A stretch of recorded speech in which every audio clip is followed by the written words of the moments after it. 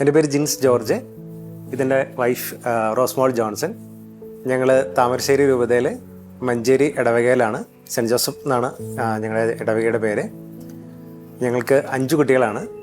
മൂത്ത ആൾ ഇഷാൻ ജോസഫ്, രണ്ടാമത്തെ ആൾ മോളാണ് നിഹ മറിയം, മൂന്നാമത്തെ ആൾ നദാൻ ഫ്രാൻസിസ്, നാലാമത്തെ ആള് സ്റ്റീവൻ ആന്ദ്രേ, അഞ്ചാമത്തെ ആള് ലിയാം ഗബ്രിയേൽ. എൻ്റെ വിവാഹം നടക്കുന്നത് എൻ്റെ 32ാമത്തെ വയസ്സിലാണ്. അപ്പം എനിക്ക് ചെറുപ്പം തൊട്ട് ആക്ച്വലി കുഞ്ഞുങ്ങളെ ഭയങ്കര ഇഷ്ടമാണ്.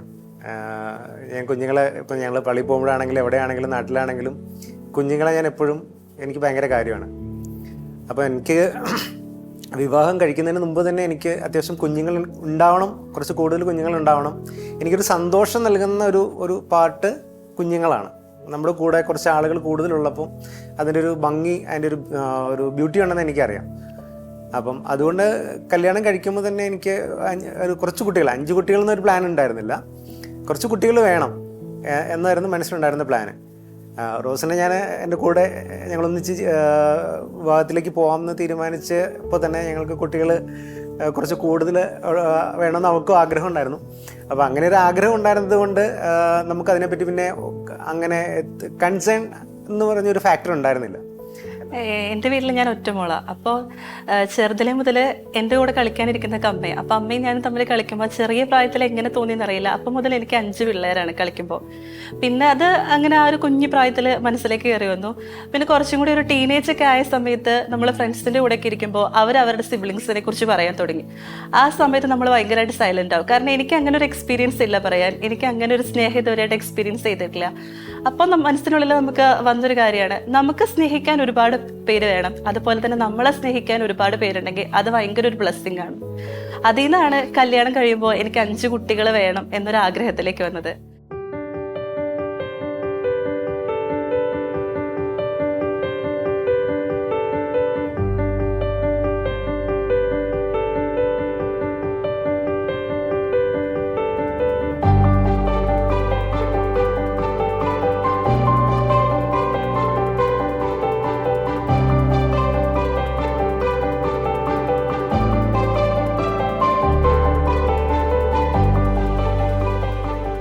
മൂത്ത ആളുടെ പേര് ഇഷാൻ ജോസഫ് എന്നാണ്. അവനിപ്പം 3ാം ക്ലാസ്സിലേക്കാണ്. ഇഷാൻ ആണ് ഞങ്ങളുടെ ലൈഫിലെ ഏറ്റവും പ്രീഷ്യസ് എന്ന് പറയുന്നത് ഇഷാനാണ്. ഇഷാൻ വന്നതിന് ശേഷമാണ് ഞങ്ങളുടെ ലൈഫ് ഭയങ്കര രസകരമായിട്ട് മാറിയത്. പുള്ളി എല്ലാ കാര്യങ്ങളും പെട്ടെന്ന് ക്യാച്ച് ചെയ്യുന്ന ആളാണ്, നല്ല ബ്രില്യൻ്റ് ആണ് ആൾ. അതുപോലെ തന്നെ നമ്മുടെ എന്തെങ്കിലും ഫീലിങ്സ് ഒക്കെ ഉണ്ടെങ്കിൽ പെട്ടെന്ന് അത് മനസ്സിലാക്കാനും അതിനെ പ്രതികരിക്കാനും നമ്മുടെ അടുത്ത് വന്നിരുന്ന് എന്താണെന്ന് ചോദിക്കുക, അങ്ങനെ പുള്ളി കുറച്ചുകൂടെ ഞങ്ങളെ മനസ്സിലാക്കി ചെയ്യുന്ന ഒരു കുട്ടിയാണ് ഞങ്ങളുടെ. രണ്ടാമത്തെ ആള് നിഹ മറിയം. നിഹ നന്നായിട്ട് ഡാൻസ് കളിക്കും, പഠിത്തത്തിൽ അവൾ മിടുക്കിയാണ്. പിന്നെ അവളുടെ ഒരു ഏറ്റവും നല്ല ക്വാളിറ്റി എന്ന് പറഞ്ഞാൽ അവളാണ് വീട്ടിൽ എല്ലാ കാര്യങ്ങളും, ഒരു ഹെൽപ്പിംഗ് മെൻറ്റാലിറ്റിയും ഷെയറിങ് മെൻറ്റാലിറ്റിയും. അവൾക്ക് എത്ര ഫേവറേറ്റ് ആയിട്ടുള്ള സാധനമാണെങ്കിലും മറ്റൊരാൾക്ക് ഇല്ല എന്ന് പറഞ്ഞാൽ അത് കൊടുക്കാൻ അവൾക്ക് ഭയങ്കര ഒരു മനസ്സാണ്. അത് ഞങ്ങൾ എപ്പോഴും അപ്രീഷിയേറ്റ് ചെയ്യുന്ന ഒന്നാണ്. 3ാമത്തെ ആളാണ് ഞങ്ങളുടെ വീട്ടിലെ ഹീറോ, നദാൻ ഫ്രാൻസിസ്. പുള്ളി ഭയങ്കര കൊമേഡിയനാണ്.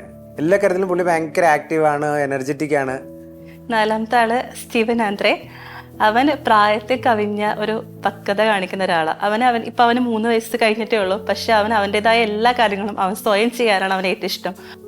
5ാമത്തെ ആള് ലിയാം ഗബ്രിയേൽ. ഇപ്പം കഴിഞ്ഞ ദിവസം 10 മാസമായി. കഴിഞ്ഞ ദിവസമായിരുന്നു മാമോദിസ. താമരശ്ശേരി മെത്രാപ്പൊലീത്ത റംജൂസ് പിതാവായിരുന്നു ബാപ്റ്റിസം ബ്ലെസ് ചെയ്തത്. പുള്ളിക്കാരൻ ഭയങ്കര എന്താ പറയുക, എല്ലാവരോടും പെട്ടെന്ന് ഇണങ്ങും, ആര് വന്നാലും അവരുടെ കൂടെ പോവും, അങ്ങനെ പ്രശ്നങ്ങളൊന്നും ഉണ്ടാക്കത്തില്ല, കരച്ചിലോ ബഹളങ്ങൾ അങ്ങനെയൊന്നുമില്ല. അങ്ങനെ ഞങ്ങൾക്ക് ഭയങ്കര സന്തോഷമാണ്. പൈസ ഉണ്ടായിട്ട് കുഞ്ഞുങ്ങൾ ഉണ്ടാകുക എന്ന് പറഞ്ഞാൽ അത് പോസിബിളായിട്ട് തോന്നിയിട്ടില്ല. കാരണം നമുക്ക് നമ്മുടെ ഈ ഒരു സ്റ്റേജിൽ പലപ്പോഴും ഓരോ കുഞ്ഞ് വരുമ്പോഴും നമ്മൾ സാമ്പത്തികമായിട്ട് ഒരുപാട് ഞെരുങ്ങുന്ന അവസ്ഥയിലാണ് ഓരോ കുഞ്ഞുങ്ങൾ കടന്നു വന്നിട്ടുള്ളത്. പലപ്പോഴും പ്രഗ്നൻസി ടൈമിലൊക്കെ അതിൻ്റെ ഡെലിവറി ടൈമൊക്കെ എടുക്കുമ്പോൾ പലപ്പോഴും ഞങ്ങൾ ഭയങ്കരമായിട്ട് ഫിനാൻഷ്യലി സ്ട്രഗിൾ ചെയ്യുന്ന ടൈമൊക്കെ ആയിരിക്കും. പക്ഷെ അതൊരു ഹോപ്പാണ്. ജിൻസേട്ടൻ എന്നോട് പറയും, ഒന്നും പേടിക്കണ്ട, എല്ലാം വളരെ ബ്യൂട്ടിഫുൾ ആയിട്ട് നടക്കും, ഇതുവരെ ഇത്രയും നടത്തിച്ചില്ലേ, ഇനി മുന്നോട്ട് നടത്തിക്കുന്നു പറയും. സാമ്പത്തികം ആക്ച്വലി ഭയങ്കര നീഡാണ്.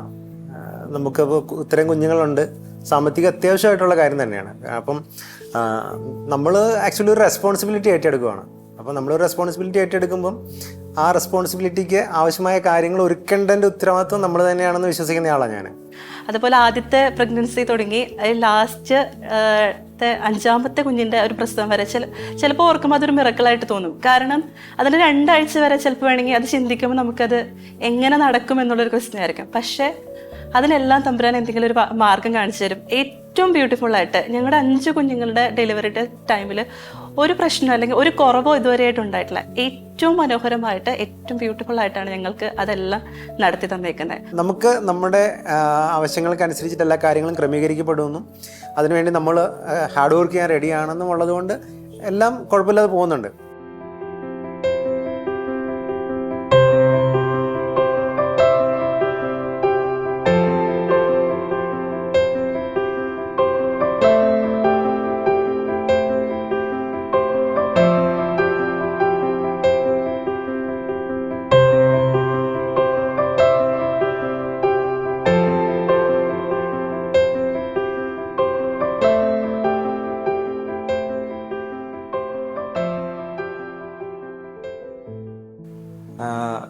ദൈവാശ്രയത്വം കൂടിയെന്ന് എനിക്ക് കൂടുകയാണോ അതൊരു കുറച്ചുകൂടി ഒരു മെച്യൂരിറ്റി പ്രാപിച്ചു എന്നുള്ളതാണ് എനിക്ക് തോന്നുന്നത്. കൂടുക എന്നുള്ളതാണ് ആ വാക്കിനേക്കാളും കുറച്ചുകൂടി ഞാൻ ആഗ്രഹിക്കുന്നത് മെച്യൂർഡായി.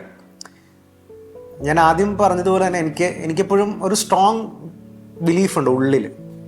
ഒരു ഇന്നർ ബിലീഫുണ്ട്. എൻ്റെ തമ്പുരാൻ നമ്മുടെ കൂടെ ഉണ്ടെന്നുള്ളൊരു ഇന്നർ ബിലീഫ് ഉള്ളത് കൊണ്ട് അതൊരു ഭയങ്കര ദൈവാശ്രയത്വമാണ്. അതിപ്പോഴും ഞാൻ ഭയങ്കര എന്താ പറയുക, കുഞ്ഞുങ്ങളൊക്കെ ഇത്രയും പേര് ആകുന്നതിനൊന്നും നമ്മളെപ്പോഴും എപ്പോഴും കുറേ സമയമൊക്കെ നമ്മൾ പ്രാർത്ഥിക്കാനായിട്ട് എല്ലാ കാര്യങ്ങൾക്കും സമയം കിട്ടുമായിരുന്നു.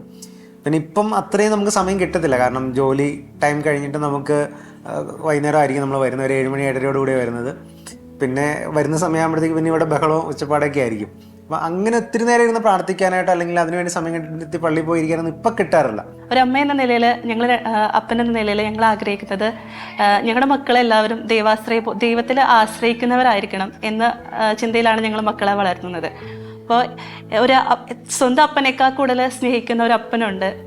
ജീവിതത്തിൽ എന്ത് പ്രശ്നം വന്നാലും എനിക്കൊരു രക്ഷകനുണ്ട്, എനിക്ക് എന്ത് പ്രതിസന്ധിയിലും അത് തരണം ചെയ്യാൻ എനിക്കൊരു സഹായകനുണ്ട് എന്നുള്ളൊരു ബോധ്യത്തിൽ മക്കളെ വളർത്തണം എന്നാണ് ഞങ്ങൾ ആഗ്രഹിക്കുന്നത്. അതുകൊണ്ട് തന്നെ ഓരോ കുഞ്ഞ് ജനിക്കുന്ന സമയത്ത് ആ കുഞ്ഞിനെ ആദ്യമായിട്ട് നമ്മുടെ കയ്യിലേക്ക് തരുമ്പോൾ നമ്മൾ പിതാവിൻ്റെയും പുത്രൻ്റെയും പരിശുദ്ധാത്മാവിൻ്റെയും നാമത്തിൽ ആ കുഞ്ഞിനെ സ്വീകരിക്കുന്നതോടൊപ്പം അതിൻ്റെ ചെവിയിൽ നമ്മൾ പറയും, ദൈവം നിന്റെ പിതാവ്, ഈശോ നിന്റെ രക്ഷകൻ, പരിശുദ്ധാത്മാവ് നിന്റെ സഹായകൻ.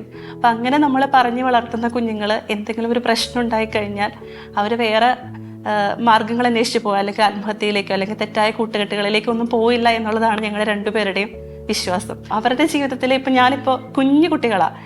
നിഹമോളൊക്കെ ഒരു 3 വയസ്സൊക്കെ ആയപ്പോൾ തുടങ്ങി അവർ കുഞ്ഞൊരു വിഷമം വന്നു കഴിഞ്ഞിട്ടുണ്ടെങ്കിൽ ഏറ്റവും ഫസ്റ്റ് അവർ തിരുക്കുടുംബത്തിൻ്റെ രൂപത്തിലോട്ട് അങ്ങ് പോയി അവരുടെ വിഷമങ്ങൾ അവരുടേതായ ഭാഷയിൽ പറഞ്ഞ് അതിനകത്തൊരു ആശ്വാസം കൊള്ളുന്ന രീതി ജീവിതത്തിലുടനീളം അതുണ്ടാകണമെന്നാണ് ഞങ്ങൾ ആഗ്രഹിക്കുന്നത്. എന്ത് പ്രശ്നം വന്നാലും ദൈവത്തിൽ ആശ്രയിച്ച് മുന്നോട്ട് പോകുന്ന കുഞ്ഞുങ്ങളായി മാറുകയാണെങ്കിൽ ബാക്കി എല്ലാ ഗുണങ്ങളും അവർക്ക് സ്വാഭാവികമായിട്ട് വന്നു ചേർന്നുള്ളൂ.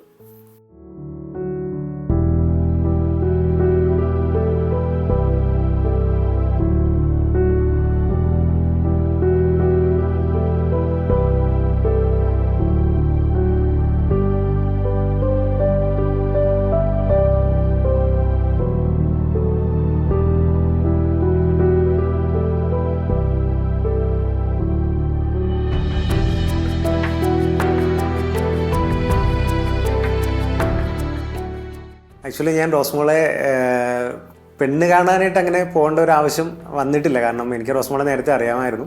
റോസ്മോളെ എൻ്റെ കൂടെ വർക്ക് ചെയ്തിട്ടുള്ള ആളാണ്.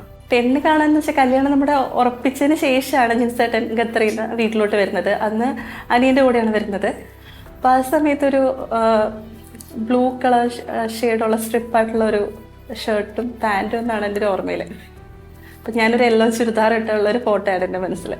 ഓഫീസിൽ ഞാൻ വന്ന സമയങ്ങളിലാണ് ഫസ്റ്റ് ജോയിൻ ചെയ്ത സമയത്തൊക്കെ ഉണ്ടായിരുന്ന ഒരു റോസ് കളർ അങ്ങനത്തെ ചെറിയൊരു പാറ്റേൺ ഉള്ള ഒരു ഡ്രസ്സായിരുന്നു എനിക്ക് തോന്നുന്നു. ജിൻസേട്ടൻ ഭയങ്കര കെയറിങ് ആണ്. ഏത് സിറ്റുവേഷനിലും ജിൻസേട്ടൻ അഡ്ജസ്റ്റഡ് ആവും, നമ്മളെ നന്നായിട്ട് മനസ്സിലാക്കും. നമ്മൾ കടന്നു പോകുന്ന അവസ്ഥകളിൽ നമ്മളെ ഏറ്റവും കൂടുതൽ സപ്പോർട്ട് ചെയ്യുന്നൊരു വ്യക്തി ജിൻസേട്ടനാണ്. എൻ്റെ എല്ലാ കാര്യങ്ങളും അറിഞ്ഞുകണ്ട് ചെയ്യാൻ പറ്റുന്ന ഒരാളാണ്, അറിഞ്ഞുകണ്ട് ചെയ്യുന്ന ഒരാളാണ്. അവൾക്ക് ആക്ച്വലി ഞാൻ കഴിഞ്ഞിട്ടേ ഉള്ളൂ എല്ലാ കാര്യങ്ങളും. പക്ഷേ ജിൻസേട്ടന് എൻ്റെ സ്ഥാനത്ത് വേറെ ഒരാളാണെങ്കിൽ ഒരു പക്ഷേ ഞങ്ങളുടെ ലൈഫ് ഇത്ര ബ്യൂട്ടിഫുൾ ആവില്ല. ജിൻസേട്ടന് പകരം വെക്കാൻ വേറൊന്നുമില്ല. 5 കുഞ്ഞുങ്ങളെ വേറെ ആരുടെയും ഒരു ഡിപ്പെൻഡൻസി ഇല്ലാതെ വളർത്തിക്കൊണ്ട് വരിക എന്ന് പറയുന്നത് നല്ല ബുദ്ധിമുട്ടുള്ള കാര്യമാണ്. കുഞ്ഞുങ്ങളുടെ എല്ലാ കാര്യങ്ങളിലും അവരുടെ പഠനം എല്ലാ കാര്യങ്ങളും ഏറ്റവും ബെസ്റ്റായിട്ടാണ് അവൾ നോക്കുക. കാരണം ഇപ്പോൾ സ്കൂളിലാണെങ്കിലും കുട്ടികളെല്ലാം തന്നെ ടോപ്പിലാണ് സ്കൂൾ ടോപ്പും ക്ലാസ് ടോപ്പും ഒക്കെ ആയിട്ടാണ് പോകുന്നത്. പിന്നെ എല്ലാവരെയും കെയർ ചെയ്യാനായിട്ടും മാനേജ് ചെയ്യാനായിട്ടുള്ളൊരു കപ്പാസിറ്റി നല്ലൊരു കപ്പാസിറ്റി ഉള്ള ആളാണ്. ശരിക്കും ഞാനൊരു അണുകുടുംബത്തിൽ ഉണ്ടായ ഒരു വ്യക്തിയാണ്. അപ്പനും അമ്മയും ഞാനും മാത്രമായിട്ട്. അപ്പോൾ ഞാനതുകൊണ്ട് എപ്പോഴും ആഗ്രഹിച്ചത് ഒരു വലിയ കുടുംബത്തിൻ്റെ പാട്ടാവണം. എല്ലാവരും വേണം, അപ്പനമ്മ സഹോദരങ്ങൾ വേണം.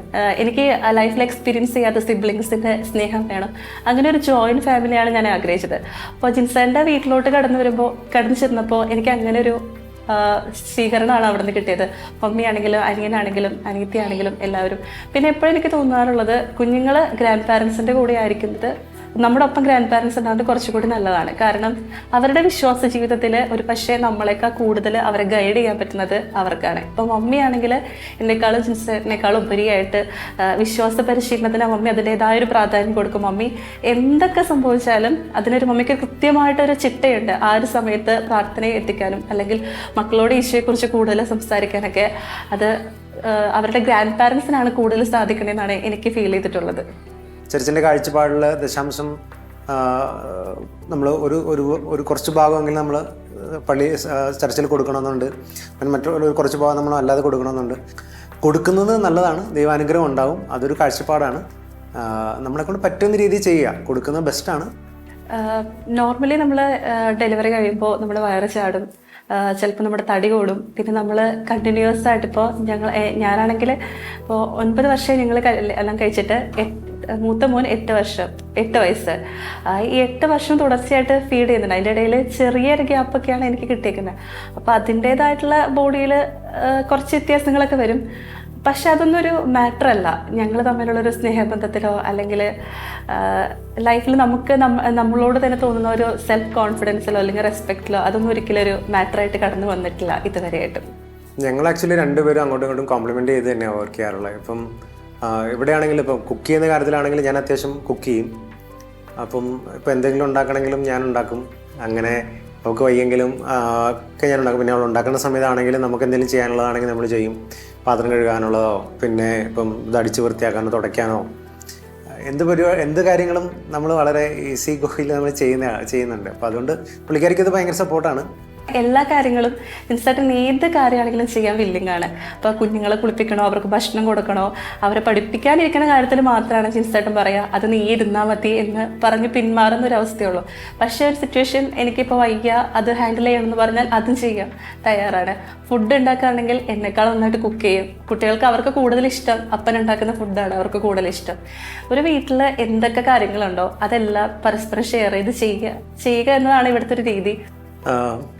എനിക്ക് സമയം കിട്ടുമ്പോഴൊക്കെ ഞാൻ ബൈബിൾ ഫുള്ളായിട്ട് അങ്ങനെ വായിക്കാറില്ല. എന്നാൽ പോലും ഞാൻ ബൈബിൾ വായിക്കാനായിട്ട് സമയം കണ്ടെത്താറുണ്ട്. അപ്പം ചെറിയ വേർഡ് ഓഫ് ഗോഡൊക്കെ നമ്മുടെ മനസ്സിലെപ്പോഴും കൊണ്ടുവരാറുണ്ട്. അപ്പോൾ അത് നമ്മൾ റിഫ്ലക്റ്റ് ചെയ്യും. പിന്നെ നമുക്ക് സമയം കിട്ടുമ്പോഴൊക്കെ നമ്മൾ കുർബാനയിൽ പങ്കെടുക്കാനോ അല്ലെങ്കിൽ പള്ളിയിൽ പോയാനോ ഒരു 10 മിനിറ്റ് നമുക്ക് സ്പെൻഡ് ചെയ്യാനൊക്കെ ട്രൈ ചെയ്യാറുണ്ട്. അതൊക്കെയാണ് എന്നെ കുറച്ചുകൂടെ ഈശോയായിട്ട് അടുപ്പിച്ച് നിർത്തുന്ന കാര്യങ്ങൾ. ഈശോ ആയിട്ടുള്ളൊരു ബന്ധത്തിൽ എനിക്ക് ഈ ലോകത്തിൽ എല്ലാത്തിനേക്കാളും ഏറ്റവും ഫേവറേറ്റ് ആയിട്ടുള്ള ആൾ ആരെന്ന് ചോദിച്ചാൽ, കാരണം ഞാൻ ആഗ്രഹിക്കുന്നതിന് മുമ്പേ എൻ്റെ മനസ്സിലുള്ള ആഗ്രഹങ്ങൾ അറിയുകയും എനിക്കതിന് കൃത്യമായിട്ട് ഉത്തരം തരികയും ചെയ്തിട്ടുള്ള ഇതാണ് എൻ്റെ അപ്പൻ. കാരണം മാനസികമായിട്ട് നമ്മൾ ചിന്തിക്കുമ്പോൾ പലപ്പോഴും നമുക്ക് പല കാര്യങ്ങളും അസാധ്യമാണെന്ന് തോന്നും. പക്ഷെ നമ്മളതിനെ തീവ്രമായിട്ട് ആഗ്രഹിക്കുന്നുണ്ട്. അത്തരമൊരു അവസ്ഥയിൽ മനസ്സ് തകർന്ന് ഞാൻ കർത്താവിനോട് ചോദിച്ചിട്ടുണ്ട് പല കാര്യങ്ങളും. അപ്പോൾ കൃത്യമായിട്ട് വചനം തുറന്ന് ഇന്നത് സംഭവിക്കുമെന്ന് കൃത്യമായിട്ട് പറഞ്ഞ് എന്നെ ആശ്വസിപ്പിച്ച്, പ്രത്യേകിച്ച് എൻ്റെ ഒരു ബിടെക് പഠന കാലഘട്ടങ്ങളിലൊക്കെ എനിക്ക് ഒരുപാട് വിഷമങ്ങളൊക്കെ ഉണ്ടായ കുറേ സിറ്റുവേഷൻസ് ഉണ്ട്. അപ്പോൾ ആ സമയത്തൊക്കെ നമ്മൾ പഠിക്കുന്ന സമയത്തൊക്കെ എനിക്ക് പഠിക്കാൻ പറ്റുന്നില്ല, അപ്പം എന്നെ സഹായിക്കണേ എന്ന് പറഞ്ഞ് ഞാൻ ബൈബിൾ തുറക്കും. എനിക്ക് കൃത്യമായിട്ട് എന്നെ മോട്ടിവേറ്റ് ചെയ്ത്, മകളെ ഞാൻ എൻ്റെ കൂടെയുണ്ട്, നിനക്ക് തീർച്ചയായും നല്ലൊരു ഭാവിയുണ്ട് എന്ന് പറഞ്ഞ് എൻ്റെ കൂടെ നടക്കുന്ന ഈശോയെ, അതാണ് എനിക്ക് ഇഷ്ടം. പിന്നെ ഞങ്ങൾ കുറച്ച് നേരം ഞങ്ങൾക്ക് വർത്തമാനം പറയാൻ സമയം കിട്ടുന്ന ഞങ്ങൾ രാവിലെ എഴുന്നേക്കുമല്ലോ. അപ്പോൾ ആ സമയത്ത് ഞങ്ങൾ കട്ടനൊക്കെ ഇട്ട് കുടിച്ച് ഇവിടെ ഇരുന്ന് കുറച്ച് നേരം ഇങ്ങനെ എന്തെങ്കിലും കാര്യങ്ങളൊക്കെ സംസാരിക്കണമെങ്കിൽ സംസാരിക്കും. അങ്ങനെ വർത്തമാനം പറയും. നമ്മുടെ എന്തെങ്കിലും പ്രശ്നങ്ങൾ ഡിസ്കസ് ചെയ്യാനുണ്ടെങ്കിൽ അതൊക്കെ ആ സമയമായിരിക്കും. മോർണിംഗ് ടൈമാണ് ഞങ്ങൾക്ക് കുറച്ചുകൂടി കംഫർട്ടബിൾ ആയിട്ടുള്ളത്. അങ്ങനെ ഒരു മൊമെൻറ്റ് നമ്മുടെ ലൈഫിൽ ഉണ്ടാവണം. അപ്പം അതൊരു ബ്യൂട്ടിയാണ് ആക്ച്വലി. ഞങ്ങളുടെ ലൈഫിലെ സംബന്ധിച്ചിടത്തോളം ഞങ്ങൾക്ക് വൈകുന്നേരങ്ങൾ ദർ ഇസ് നോട്ട് പോസിബിലിറ്റി. കാരണം വൈകുന്നേരം വന്നു കഴിയുമ്പോൾ പിള്ളേർ ഞങ്ങളുടെ കൂടെ ഉണ്ടാവും. എപ്പോഴും ഇടിയും ബഹളവും ഒച്ചപ്പാടും ഒക്കെ ആയിട്ട് കിടക്കുന്നിടം വരെ അവർ ഞങ്ങളുടെ കൂടെ തന്നെ ആയിരിക്കും.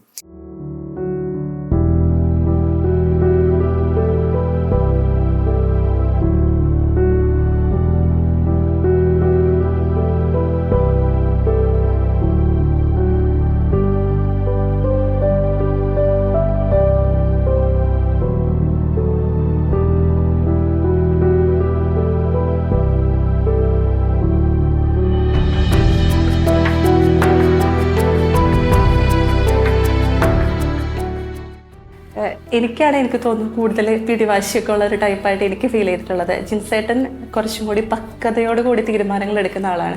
നമ്മൾ പറയുന്ന കാര്യങ്ങൾ കൃത്യമായിട്ട് കേൾക്കും. ചില സമയത്ത് ആൾ സൈലൻ്റ് ആയിട്ടിരിക്കും. കാരണം അവിടെ നിശബ്ദതയാണ് അനിവാര്യം എന്ന് ജിൻസേട്ടന് വ്യക്തമായിട്ട് അറിയാം. അപ്പോൾ ഒരു പരിധി വരെ ജിൻസേട്ടൻ മാക്സിമം നമ്മൾ അഡ്ജസ്റ്റ് ചെയ്യും, നമ്മളെ സപ്പോർട്ട് ചെയ്യും.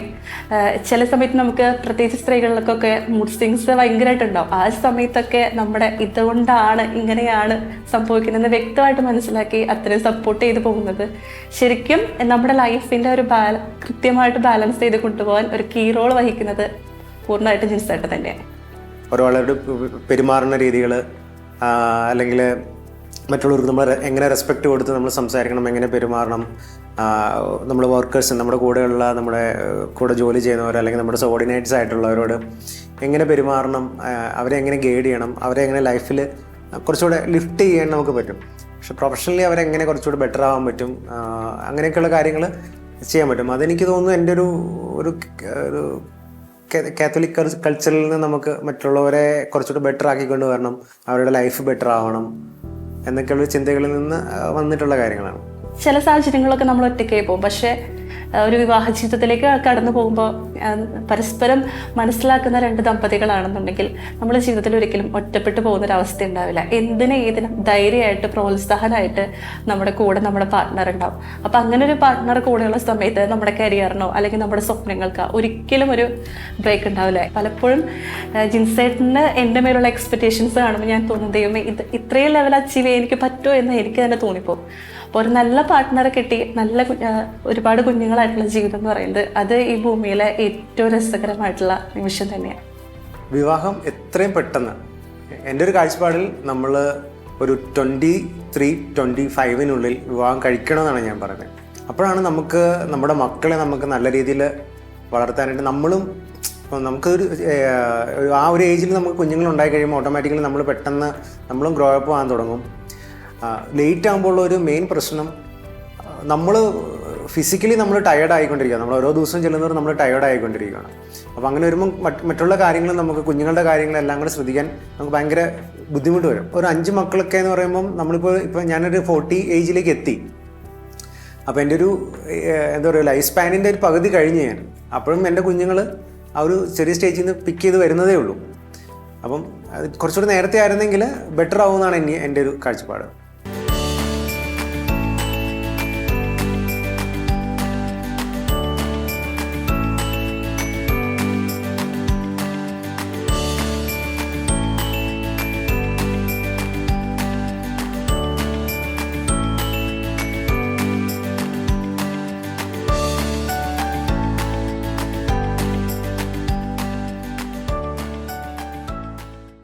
ഇപ്പം മൊത്തപ്പൊതനത്തിന് നമ്മുടെ 3 കുട്ടികളാണ് ഇപ്പോൾ സൺഡേ കാറ്റിസത്തിന് പോയി തുടങ്ങിയിട്ടുള്ളത്. മൂത്തവൻ 2ാം ക്ലാസ്സിലാണ് ഇപ്പോൾ ഈ വർഷം കാറ്റിസം. മോള് 1ാം ക്ലാസ്സിലായിരുന്നു. കുഞ്ഞുമോൻ നദാൻ LKG-യിലായിട്ടുള്ളൂ. പക്ഷെ അവന് ഉണ്ണീശക്കളരി പോകണമെന്ന് അതിയായ ആഗ്രഹമായിരുന്നു. ശരിക്കും അവന് UKG ആയിട്ടായിരുന്നു ചേർക്കേണ്ടത്. പക്ഷേ അവന് ക്ലാസ്സിൽ പോകണം, ഇവരുടെ കൂടെ പോകണം. പറ്റുമെന്നുണ്ടെങ്കിൽ 1ാം ക്ലാസ്സിൽ തന്നെ ഇരുന്ന് പഠിക്കണം എന്നുള്ള ആഗ്രഹം, നിർബന്ധവും കാരണം അവനെ ഈ വർഷം തന്നെ ഉണ്ണീശക്കളരി ചേർത്തു. സ്കൂളിലെ പോലെ തന്നെ ഏറ്റവും നന്നായിട്ട് പെർഫോം ചെയ്യണമെന്ന് 3 പേരും നന്നായിട്ട് ആഗ്രഹിക്കുന്നുണ്ട്. എല്ലാ ദിവസങ്ങളിലും കുടുംബ പ്രാർത്ഥന ഉണ്ടാകാറില്ല. നമ്മൾ റിയാലിറ്റിയിൽ എല്ലാ ദിവസങ്ങളിലും കുടുംബ പ്രാർത്ഥന ഉണ്ടാവാറില്ല. കാരണം കുറച്ച് നേരം, കാരണം ഞാൻ വരുന്നത് ഇപ്പോഴും ലേറ്റായിട്ടായിരിക്കും. അപ്പം ഇവരൊന്നിച്ചിരുന്ന് കുടുംബ പ്രാർത്ഥനയുടെ സമയമാകുമ്പോഴത്തേക്ക് എല്ലാവരും ഭയങ്കര അങ്ങോട്ട്, കുറേ പേര് ഇങ്ങോട്ട് ഓടുന്നു, കുറേ പേര് ഇങ്ങോട്ട് ഓടുന്നു. അങ്ങനെയാണ് ആക്ച്വലി കുടുംബ പ്രാർത്ഥന പോകുന്നത്. കാരണം ഇവരെല്ലാം കുഞ്ഞു കുഞ്ഞി പ്രായമായതുകൊണ്ട് ഒരുപാട് നേരം അവരെ പിടിച്ചിരുത്തി പ്രാർത്ഥിക്കാനായിട്ട് ബുദ്ധിമുട്ടാണ്. പക്ഷേ ഉള്ള സമയത്ത് അവർ ഇരിക്കാൻ പറ്റുന്ന ഒരു കുറച്ച് ഒരു ആദ്യത്തെ ഒരു 10 minutes ഒക്കെ അവർ കറക്റ്റായിട്ട് ഇരുന്ന് ചെയ്യും. പക്ഷേ മൂത്ത ആൾ ഇഷാനാണ് കുടുംബ പ്രാർത്ഥന ആക്ച്വലി പല ദിവസങ്ങളും ലീഡ് ചെയ്യുന്നത്. എനിക്ക് തോന്നുന്നു കുറച്ചധികം കാലമായിട്ട് നമുക്ക് അങ്ങനെ ഒരു ധ്യാനത്തിന് ഒരു കപ്പിൾ റിട്രീറ്റോ അല്ലെങ്കിൽ ഒന്നിച്ചൊരു ഫാമിലി റിട്രീറ്റിനൊക്കെ നമുക്ക് അങ്ങനെ പോകാനായിട്ട് പറ്റിയിട്ടില്ല. ചെറിയൊരു 1 day പ്രോഗ്രാമോ അങ്ങനെയൊക്കെ പോയിട്ടുണ്ടെന്നുള്ളതല്ലാതെ പോകാനായിട്ട് പറ്റിയിട്ടില്ല ആക്ച്വലി. പക്ഷെ എന്നാൽ ഇതിനിടയ്ക്ക് ഞാൻ അല്ലാതെ ഇൻഡിവിജ്വൽ ധ്യാനത്തിന് പോയിട്ടുണ്ട്.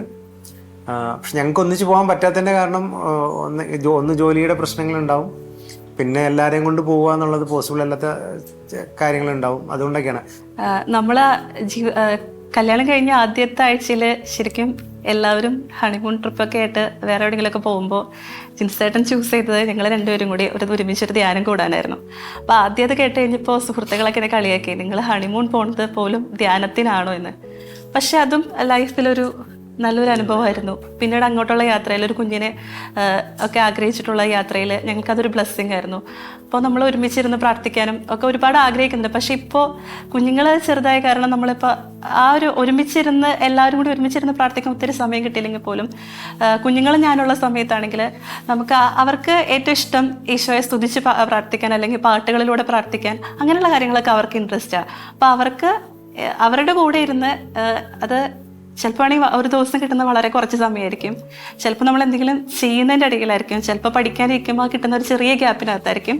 പക്ഷെ അങ്ങനെയുള്ള ഒരു മൊമെൻറ്റുകളിലൂടെയൊക്കെ ഒരുമിച്ചിരിക്കാനൊക്കെ ഞങ്ങളെപ്പോഴും ശ്രദ്ധിക്കാറുണ്ട്. ഇപ്പോൾ യൂട്യൂബ് ആണെങ്കിലും വാട്സപ്പ് ആണെങ്കിലും അതിൻ്റെ ബെനിഫിറ്റ്സ് എന്താണ്, അതിനകത്ത് എങ്ങനെ നമുക്ക് ഹെൽപ്ഫുള്ളാക്കാം എന്നുള്ള രീതിയിൽ നമ്മൾ അവർക്ക് പറഞ്ഞു കൊടുക്കാറുണ്ട്. പിന്നെ അവർ കാണുന്ന കണ്ടൻറ് എന്താണെന്നുള്ളത് കൃത്യമായിട്ട് മോണിറ്റർ ചെയ്യാറുണ്ട്. അപ്പോൾ ചില വീഡിയോസൊക്കെ നമുക്കറിയാം ഭയങ്കര ഒരു മോശം ഗെയിംസ് അല്ലെങ്കിൽ ഒരു നെഗറ്റീവായിട്ടുള്ള ഒരു മെസ്സേജ് കൊടുക്കുന്ന അങ്ങനെയുള്ള വീഡിയോസ് എല്ലാം നമ്മൾ ഒഴിവാക്കാറുണ്ട്.